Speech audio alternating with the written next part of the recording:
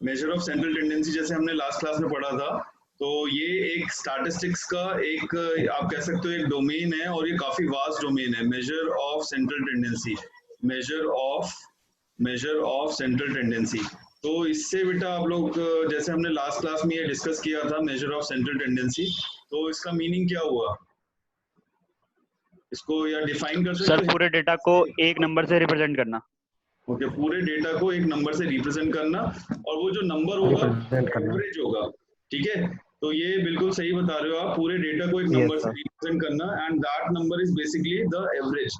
तो आपको ये याद रखना है, central tendency is also called as central tendency is also called as central tendency is also called as it is also called as central tendency is also called as average. It is also known as average.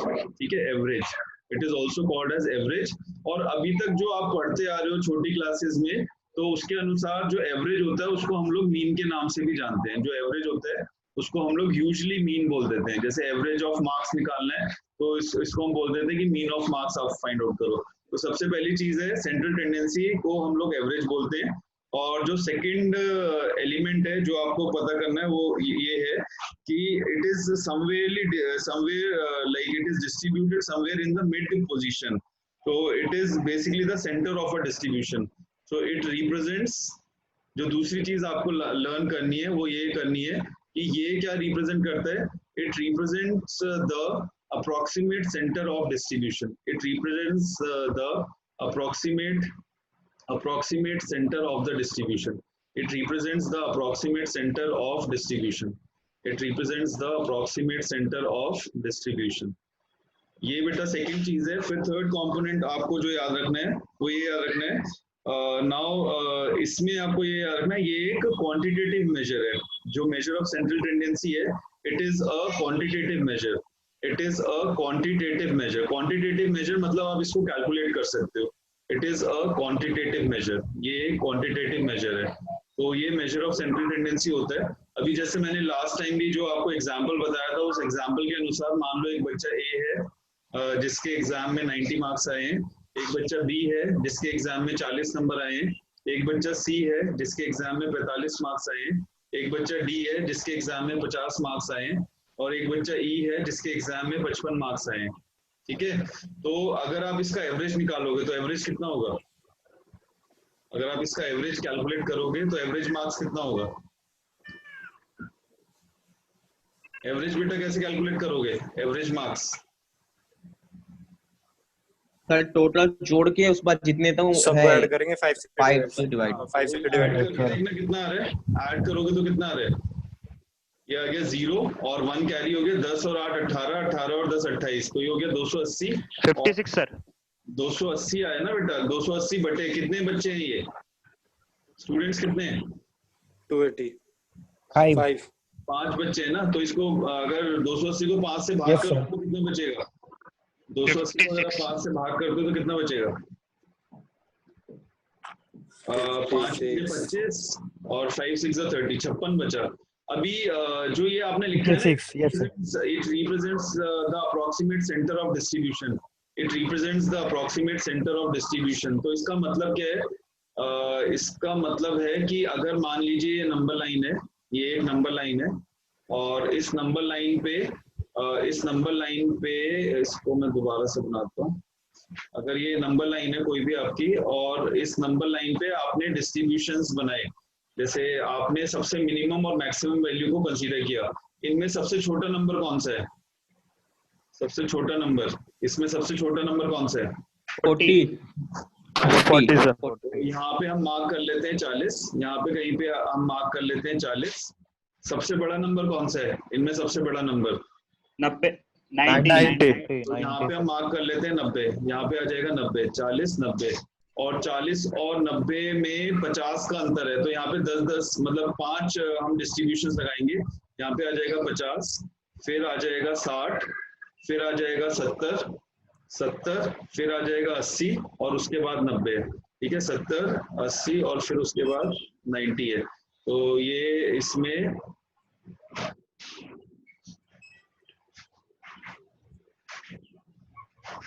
ठीक है, यहाँ पे कहीं पे आपका 90 आ जाएगा, तो ये जो वैल्यू है ये हो जाएगी 90, ये 90 हो जाएगी। अभी अगर आप देखोगे जो एवरेज वैल्यू आई है वो 56 आई है, तो 56, 50 और 60 के बीच में यहाँ पे कहीं पे आएगा, ये जो वैल्यू होगी ये 56 यहाँ पे कहीं पे आएगी। तो ये जो लिखा है it is approximate centre of distribution, यानी कि ये जो वैल्यू है, जो मिड वैल्यू है, वो हमेशा जो लोअर साइड का एक्सट्रीम है और जो राइट साइड का एक्सट्रीम है उन दोनों के बीच में लाई करती है। जैसे ये लेफ्ट साइड एक्सट्रीम वैल्यू है, ये राइट साइड एक्सट्रीम वैल्यू है, और ये मिड वैल्यू है। मिड वैल्यू हमेशा इन दोनों के बीच में लाई करेगी, यानी कि मिड वैल्यू हमेशा 40 के और 90 के बीच में लाई करेगी। यहाँ तक चेक करो, यहाँ तो कोई डाउट है तो यहाँ तो कोई डाउट है बेटा?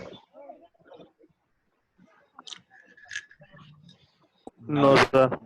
ओके, अगर यहाँ तो कोई प्रॉब्लम नहीं है तो फिर हम आगे चलते हैं।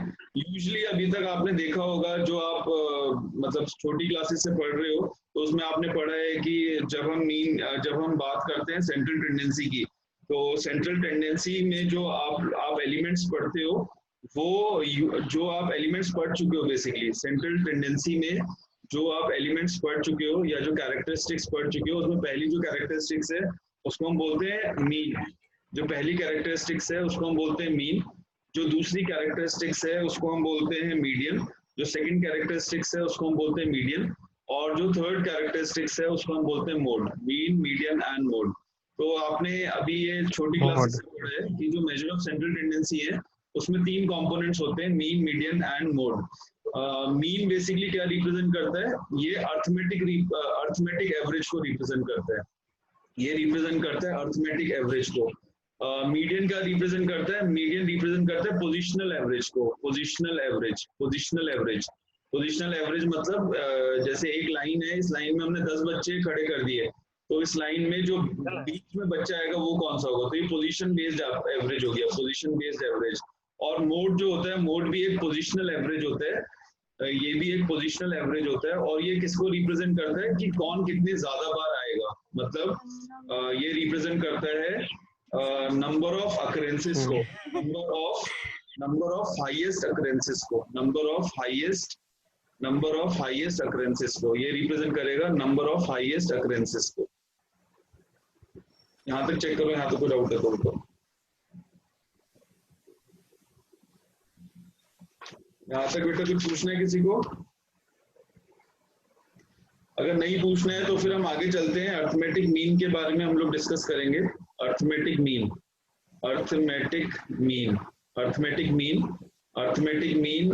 को हम लोग मीन के नाम से भी जानते हैं। इसको हम लोग सीधे सीधे मीन के नाम से भी जानते हैं। इसको या तो अर्थमेटिक मीन बोलते हैं या फिर मीन बोलते हैं, ठीक है। अर्थमेटिक मीन को हम लोग मीन के नाम से भी जानते हैं। और इसमें बेटा आपका फॉर्मूला क्या होता है? जैसे सबसे पहले तो आपको याद रखना है, इट इज रिप्रेजेंटेड बाय। इसको हम रिप्रेजेंट कैसे करते हैं? It is represented bye. किसी को आइडिया कैसे रिप्रेजेंट करते हो मीन को? मीन का सिंबल क्या होता है? मीन का सिंबल बेटा क्या होता है? यानी idea? It is represented by X bar. इसको रिप्रेजेंट कैसे किया जाता है? एक्स बार से किया जाता है। और इसका फॉर्मूला क्या होता है? Mathematical formula. जो मैथमेटिकल फॉर्मूला है वो क्या होगा? अगर हम मैथमेटिकल फॉर्मूला की बात करेंगे तो मैथमेटिकल फॉर्मूला हो जाएगा एक्स बार इक्वल्स, किसी को याद है फॉर्मूला? बेटा मीन का फॉर्मूला लास्ट क्लास में भी डिस्कस किया था। Sum of all sum of all observation divided by total number of observation. Very good. तो ये हो जाएगा sum of all observations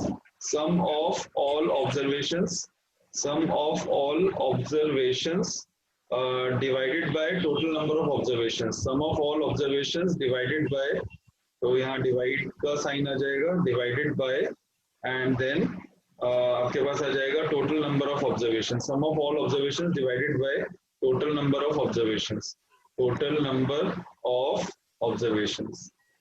Sum of all observations divided by total number of observations. और mathematical formulation में आप इसको represent कैसे करते हो? Summation of xi upon n। यहाँ पे ये वाला जो सिंबल है इसको हम बोलते हैं समेशन। इसको बोलते हैं summation of xi upon n। तो अगर मान लो मेरे पास डेटा सेट है, so if we are if we are given with the data set, if we are given with the data set as x1, comma x2, comma x3, comma so on and xn, and average आपको find out करना है, and we need to find its average, and we need to find its average, we need to find its average. तो इसको बेटा अगर average calculate करना है तो एवरेज के लिए आप इसको लिख सकते हो, एवरेज को हम x बार लिख सकते हैं, और x बार की वैल्यू क्या हो जाएगी, summation of xi upon n, summation of xi upon n, और इसको आप क्या लिख सकते हो, समेशन ऑफ xi का मतलब है x1 plus x2 plus x3 plus so on till xn and divided by number of observations. तो ये फॉर्मूला होता है एवरेज निकालने के लिए, ये फॉर्मूला होता है। यहाँ तक चेक करो, यहाँ तो कोई डाउट है तो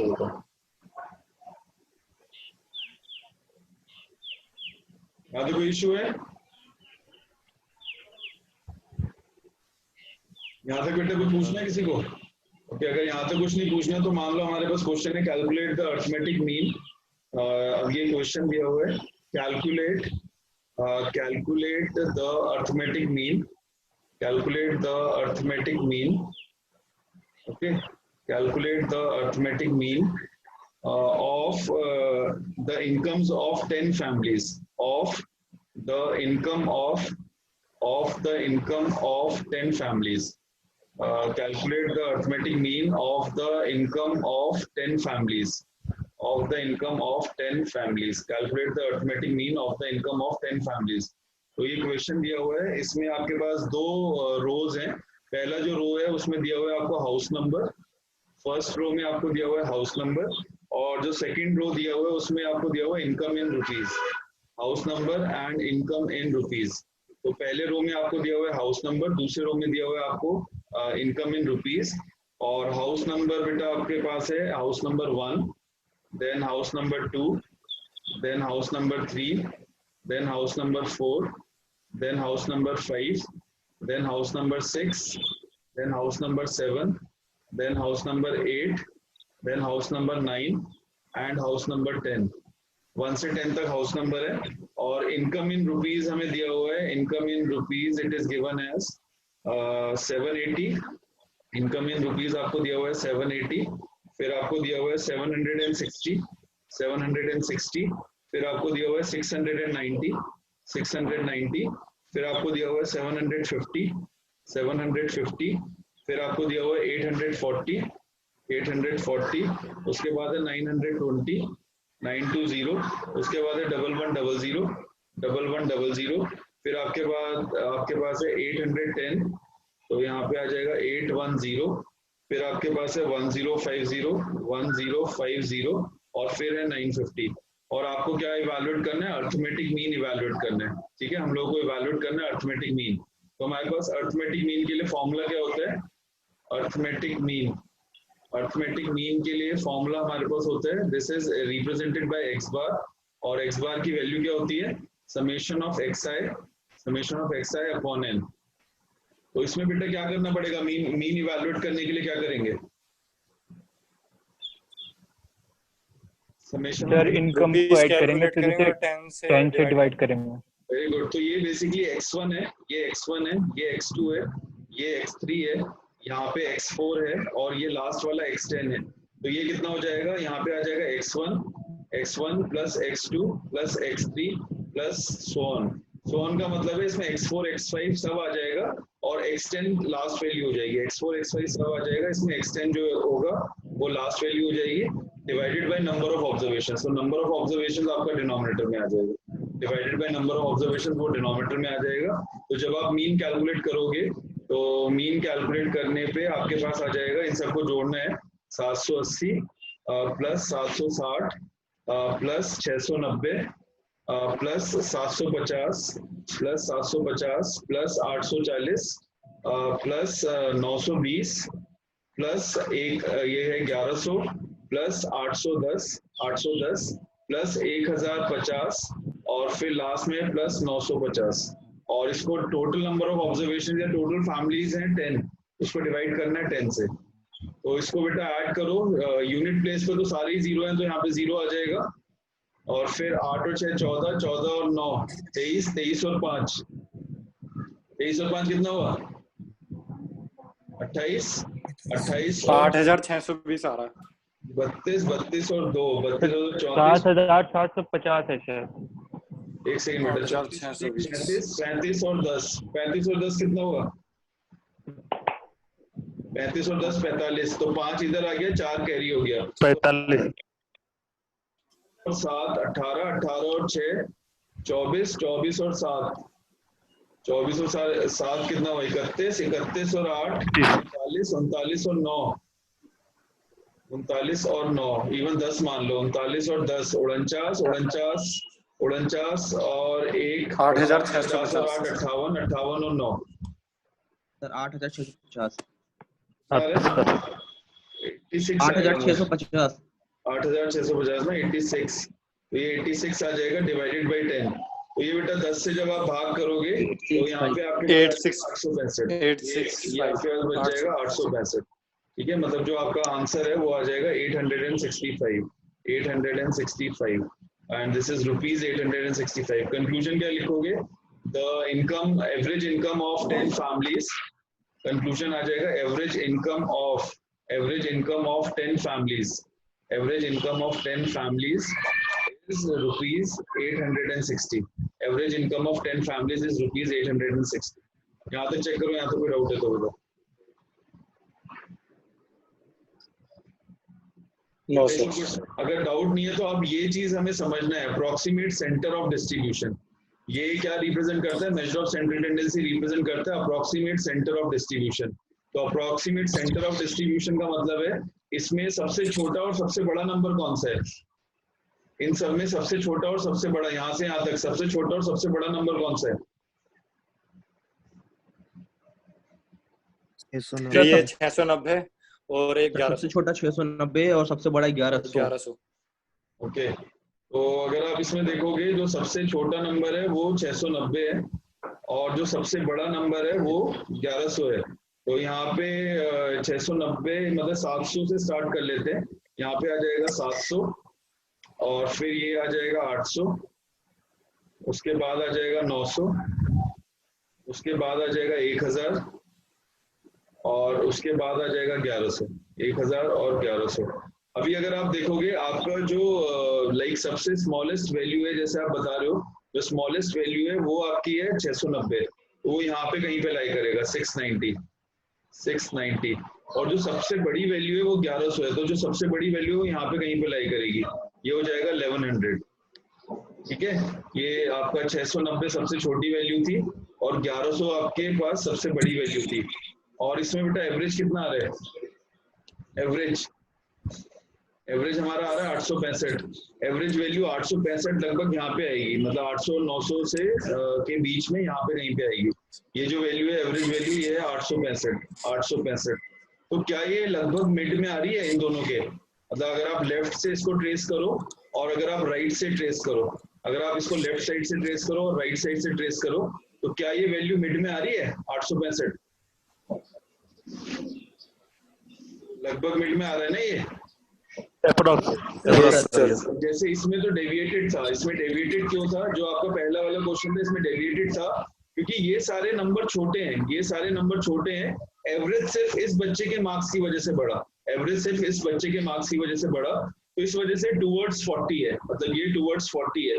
लेकिन अगर आप इसको चेक करोगे, अगर आप आगे जाते हो, जैसे आगे अगर हम इसको चेक करते हैं तो इसमें क्या हो रहा है, लगभग सेंटर में ही है, क्योंकि 700 और 1000 का जो सेंटर होगा, 700 और 1000 में कितना, 1100 में कितना गैप है? 400 का गैप है। 700 और 1100 में 400 का गैप है ना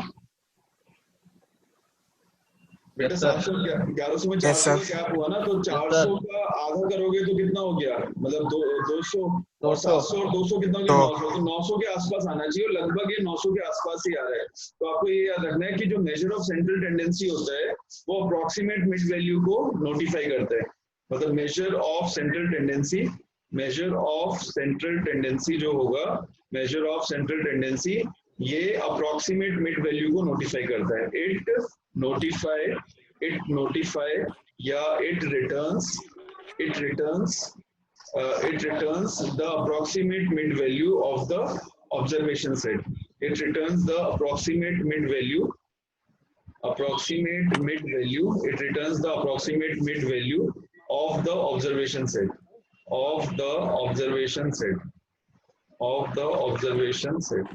यहाँ तक चेक करो बेटा, यहाँ तो कोई डाउट है तो यहाँ तो कोई इशू है? अगर नहीं है तो बेटा अभी मैं आपसे ये जानना चाहूंगा, अगर मैंने यहाँ पे लिखा summation I is equal to 1 to 5, summation I is equal to 1 to 5 xi, तो इसका मीनिंग क्या है? Summation I is equal to 1 to 5 xi, इसका क्या मतलब है? सर 5 वैल्यू होंगे, 5 टर्म्स होंगे। तो इसमें बेटा सबसे पहली जो टर्म होगी I को 1 रखेंगे तो x1 आ जाएगा, फिर I को एक इंक्रीज करोगे तो x2 आ जाएगा, फिर I को एक इंक्रीज करोगे तो x3 आ जाएगा, फिर I को एक इंक्रीज करोगे तो x4 आ जाएगा, फिर I को एक इंक्रीज करोगे तो x5 आ जाएगा। तो यानी कि ये 5 टर्म्स को सम करना है। यहाँ पे चेक करो, यहाँ पे डाउट है तो नहीं सर। उसके बाद सेकंड है summation I is equal to 1 to 5 xi plus 2, इसमें क्या करोगे? सर x I की 1 प्लेस करके I x1 plus 2, x1 plus 2 आएगी। हाँ सर। ओके, तो यहाँ पे बेटा आ जाएगा x1 plus 2, फिर उसके बाद x2 plus 2 plus x2 plus 2 plus x2 then plus x3 plus 2 then plus बेटा 3 नहीं आएगा, रहेगा वो 2 प्लस x4 plus 2 और फिर लास्ट में आ जाएगा x5 plus 2। यहाँ तक चेक करो, यहाँ तो कोई डाउट है तो ठीक है।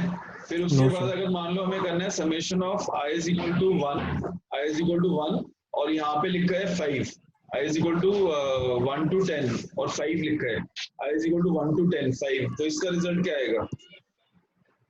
5। नो सर 5 ही आएगा ना, 5 आएगा। Yes sir 5।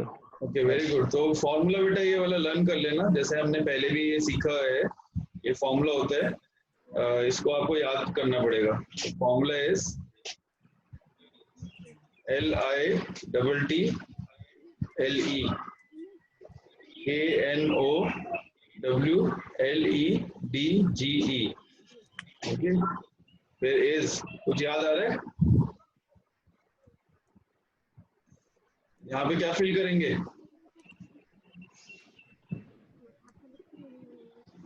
इसमें बेटा क्या फिल करोगे? Little knowledge is dangerous. ठीक है, तो ये फॉर्मूला है, बहुत जगह अप्लाई होगा। ये बात समझ आ रही है? ये फॉर्मूला है, आपको काफी जगह ये यूज करना पड़ेगा, मतलब जहां जहां पे भी गलती करोगे वहां पे ये फॉर्मूला अप्लाई होगा। ठीक है, तो इसमें बेटा अगर आप चेक करोगे ये क्या हो जाएगा? ये हो जाएगा 5 plus 5 plus 5 plus 5 plus so on, और ये कहाँ तक करना है? 10 टाइम्स करना है, 10 टाइम्स। 5 को 5 बार ही जोड़ना है, क्योंकि i की वैल्यू 1 से 10 है, लेकिन इसमें i कहीं पे लिखा नहीं है, तो 5 को 10 बार ही जोड़ना है। तो ये कितना हो जाएगा? 5 into 10, 5 into 10 यानी कि 50 हो जाएगा। यहाँ तक देखो, यहाँ तो कोई डाउट है तो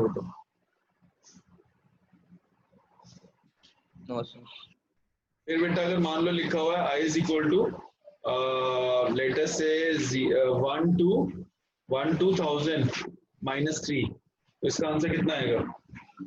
i is equal to 1 to 1000 minus 3।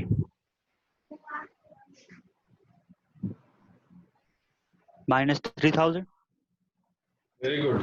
ये क्या हो जाएगा? आपको -3 प्लस -3 प्लस -3 करना है, और कितनी बार करना है? प्लस ऑन कितनी बार करना है? 1000 टाइम्स करना है, 1000 times.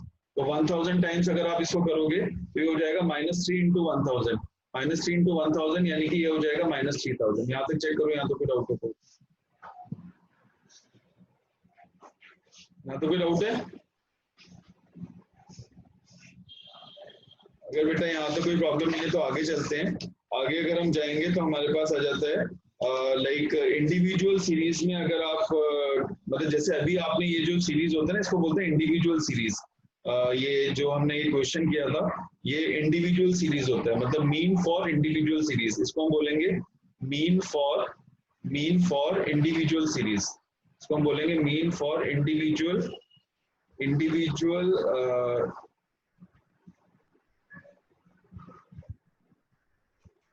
mean for individual series of data या individual set of data, mean for individual set of data, mean for individual set of data। लेकिन अभी इसमें हम लोग करेंगे mean for discrete set of data। तो यहाँ पे हम करेंगे mean for discrete set of data, mean for discrete set of data, mean for discrete set of data। तो mean for discrete set of data, अगर आप डिस्क्रीट सेट ऑफ डेटा के लिए मीन इवैल्यूएट करोगे तो इसमें हमारे पास है जैसे आपको यहाँ पे सेट ऑफ ऑब्जर्वेशंस दिए होंगे, so let the set of observations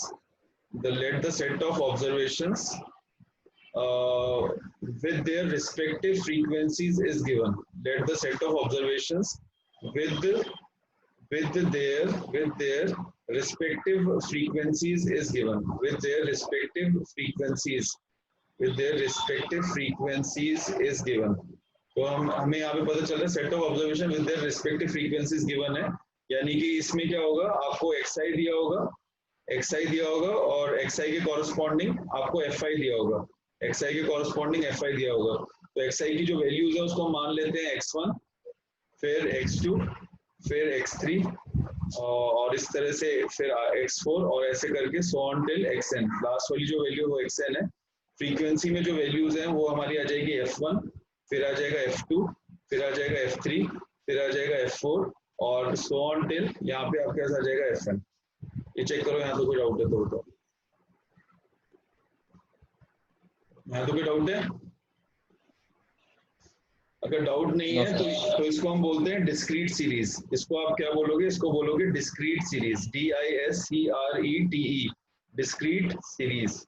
okay, इससे पहले जो किया था क्वेश्चन वो क्या था, इंडिविजुअल सीरीज। जैसे ये वाला जो सीरीज है this was individual series. Individual series में सिर्फ आपको मतलब डेटा दिया होता है और फ्रीक्वेंसी नहीं दी होती। इंडिविजुअल सीरीज में क्या होता है, frequency shall not be given, frequency shall not be given, frequency shall not be given, it shall not be given, frequency given नहीं होती है। और यहाँ पे बेटा फ्रीक्वेंसी भी गिवन होती है, जो डिस्क्रीट सीरीज होता है उसमें फ्रीक्वेंसी गिवन होती है। जैसे अभी हम आगे जाते हैं तो आगे हमारे पास जो सीरीज है इसमें फ्रीक्वेंसी गिवन है। तो ये जो फ्रीक्वेंसी गिवन है इसमें मीन जब आप इवैल्यूएट करोगे तो मीन का फॉर्मूला क्या हो जाएगा, मीन इज x बार और x बार की वैल्यू क्या हो जाएगी, this is equal to summation of fi xi upon summation of fi, summation of fi xi upon summation of fi। यहाँ से चेक करो, यहाँ तो कोई डाउट है तो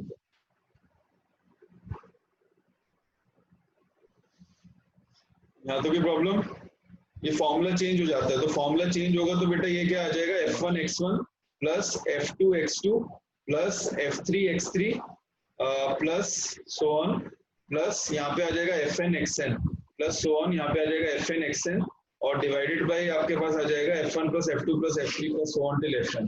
ये आ जाएगा f1 plus f2 plus f3 plus so on plus fn, ये आ जाएगा। तो ये मीन हो गया। यहाँ तक चेक करो, यहाँ तो कोई डाउट है तो बताओ,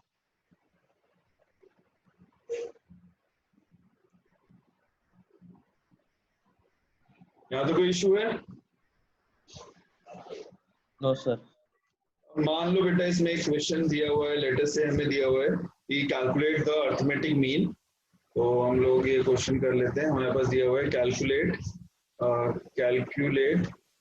calculate the arithmetic mean, calculate the arithmetic mean. Arithmetic mean को शॉर्ट फॉर्म में एम इसका एब्रीविएशन होता है, इसको यूज कर सकते हो अर्थमेटिक मीन के लिए। Of marks, calculate the arithmetic mean of marks obtained by 60 students of a class, obtained by 60 students of a class, obtained by 60 students obtained by 60 students of a class, obtained by 60 students of a class. और इसमें बेटा आपको ये data set दिया हुआ है, इसमें आपके पास मार्क्स है, मार्क्स गिवन है xi, और साथ में आपको नंबर ऑफ स्टूडेंट्स दिया हुआ है, number of students, number of students में आपको दिया हुआ है fi, xi and fi. xi के कॉरस्पॉन्डिंग जो वैल्यूज हैं, द वैल्यूज आर, इसके कॉरस्पॉन्डिंग वैल्यूज हैं, दे आर 20, 30, 40, 50, 60, 70. तो यहाँ पे आ जाएगा 20, फिर आ जाएगा 30, फिर आ जाएगा 40, फिर आ जाएगा 50, फिर आ जाएगा 60 और फिर आ जाएगा 70. और नंबर ऑफ स्टूडेंट्स जो हैं वो दिए हुए हैं 8, फिर है 12, फिर उसके बाद है 20, उसके बाद है 10, उसके बाद है 6 एंड देन 4. यहाँ तक चेक करो, यहाँ तक कोई डाउट है? क्वेश्चन है बेटा इसमें, एक भाई देख लो. और इसमें मीन निकालना है, तो मीन कैसे निकालोगे? इसमें मीन कैसे वैल्यूएट करोगे? Summation mean is equal to summation fi xi upon x fi. देखो मीन x बार हो जाएगा और x बार की वैल्यू हो जाएगी summation of fi xi upon summation of fi. इसमें जो समेशन ऑफ fi है ये क्या होता है? टोटल नंबर ऑफ ऑब्जर्वेशंस को रिप्रेजेंट करता है. समेशन fi किसको रिप्रेजेंट करता है? टोटल नंबर ऑफ ऑब्जर्वेशंस को रिप्रेजेंट करता है. टोटल नंबर ऑफ ऑब्जर्वेशंस को रिप्रेजेंट करता है. ठीक है, जो समेशन fi है ये टोटल नंबर ऑफ ऑब्जर्वेशंस को रिप्रेजेंट करता है. यहाँ तक देखो, यहाँ तक कोई डाउट है? अगर डाउट नहीं है तो इसमें आगे चलते हैं. Summation fi xi upon summation fi.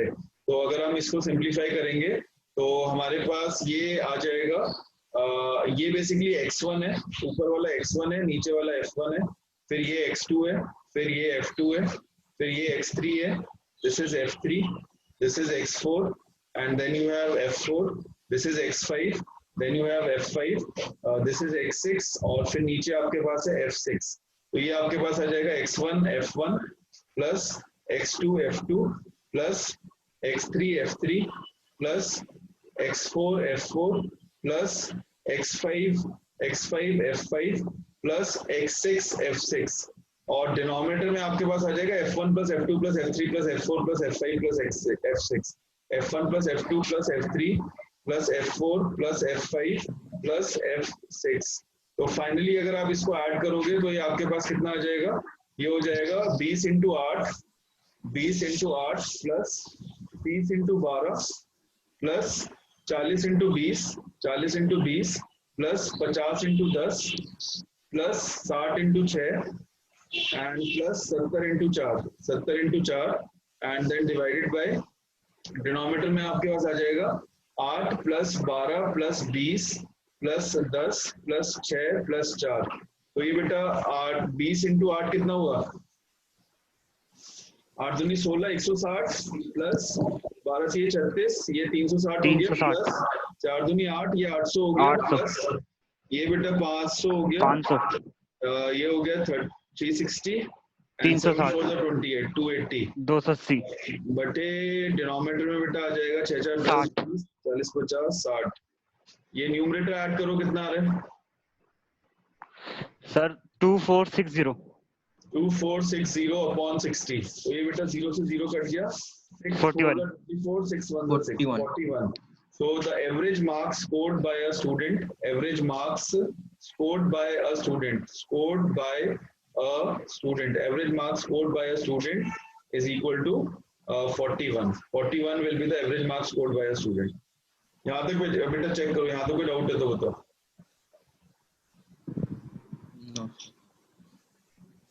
यहाँ तो कुछ पूछ रहे हैं?